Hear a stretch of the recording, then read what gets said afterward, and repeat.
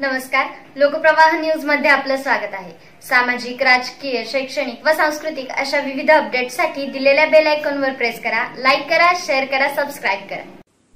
पंढरपूर नगर परिषद प्रस्तावित बुद्धभूमी येथे सामूहिक बुद्धवंदना संपन्न।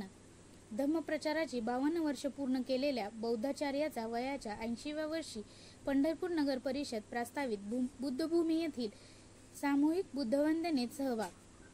पंढरपूर नगर परिषद प्रस्तावित बुद्धभूमी येथे बुद्ध पौर्णिमा निमित्त गुरुवार दिनांक 23 मे 2024 रोजी पहाटे 5:40 सामूहिक बुद्धवंदना संपन्न झाली।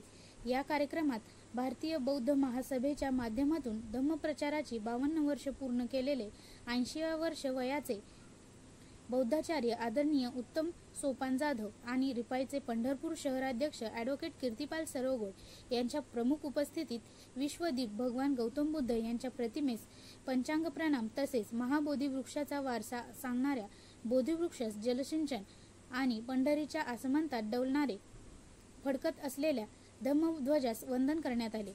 या कार्यक्रमाचे औचित्य साधून सम्यक क्रांती मंचचे महासचिव स्वप्नील गायकवाड यांच्याकडून ज्येष्ठ धम्मप्रचारक आदरणीय सोपान जाधव यांचा गौरव करण्यात आला। या प्रसंगी बोलताना बौद्धाचार्य उत्तम सोपान जाधव यांनी महाधम्मरक्षित यांनी वसवलेल्या पंढरी नगरीत पंढरपूर नगर परिषद प्रस्तावित बुद्धभूमी येथे माझ्या आयुष्याच्या अखेरच्या टप्प्यात मला या सामूहिक बुद्धवंदना कार्यक्रमात सहभागी होण्याची संधी मिळाल्याचा आनंद वाटतो अशी भावना व्यक्त केली। पंढरीतील सर्व नागरिकांना बुद्ध पौर्णिमेच्या हार्दिक शुभेच्छा देत त्यांनी आयोजकांचे आभार मानले। सम्यक क्रांती मंचने आयोजित केलेल्या या कार्यक्रमास अध्यापिका शीला जाधव, पंढरपूर नगर परिषदेचे सेवानिवृत्त कर्मचारी बाळासाहेब भंडारे, प्रकाश वाघमारे इत्यादी प्रतिष्ठित मान्यवर सहकुटुंब उपस्थित होते। या कार्यक्रमाच्या संपन्नतेसाठी सम्यक क्रांती मंचचे संस्थापक सिद्धार्थ जाधव, महाराष्ट्र प्रदेशाध्यक्ष प्रशांत लोंढे, महासचिव स्वप्नील गायकवाड, महाराष्ट्र प्रदेश संपर्क प्रमुख रवी शेवडे, सहसचिव कालिदास जाधव, कार्यकारिणी सदस्य दीपक वाघमारे यांनी विशेष परिश्रम घेतले।